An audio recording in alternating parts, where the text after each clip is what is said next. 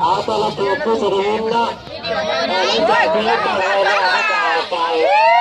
สัปดาห์ยังไม่หมดจะได้แต่ลาวกับไทยสงกรานต์มันเป็นประเพณีการอาจจะมาเดี๋ยวนี้กัน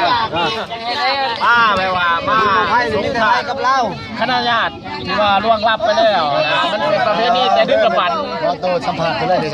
สัมผัสแล้วสัมผัสไปเลยไปเลยเพิ่นไม่สัมผัสถามพ่อสัมผัสข่าวประเพณีแต่ดึกดำบรรพ์มา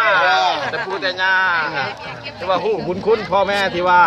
เลี้ยงลูกเต่าเลี้ยงลูกหลานที่ว่าล่วงลับไปแล้วเนาะเมื่อฮอดสงกรานต์แล้วต้องได้มาป้าสงให้สุกมาเย็นอยู่ไซกะยาเพราะว่าชาวพุทธเขาพักเมื่อนับแต่ทั้งลานทั้งการเขาก็พักนะต้องได้มาพบตาอันนี้ก็แสดงถึงความฮู้บุญคุณที่พ่อแม่ด้วยว่าปู่ย่าตายายที่ได้เลี้ยงเขามานี่ต้องมีวันนั้นจึงมีวันดีนะเนี่ยได้กันแม่มันก็โอ้เลย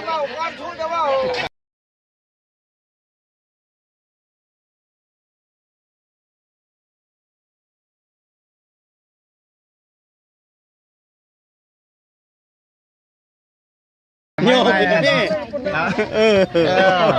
แต่เพิ่นเอาผู้นะเพิ่นเห็นนะกันสิมีแต่เว้าซื่อๆแต่ก่อนเนี่ยมีแต่เราข้าวเราเด็ดเราโทเนาะแต่ว่าลูกหลานมันก็พัฒนามาแล้วมันก็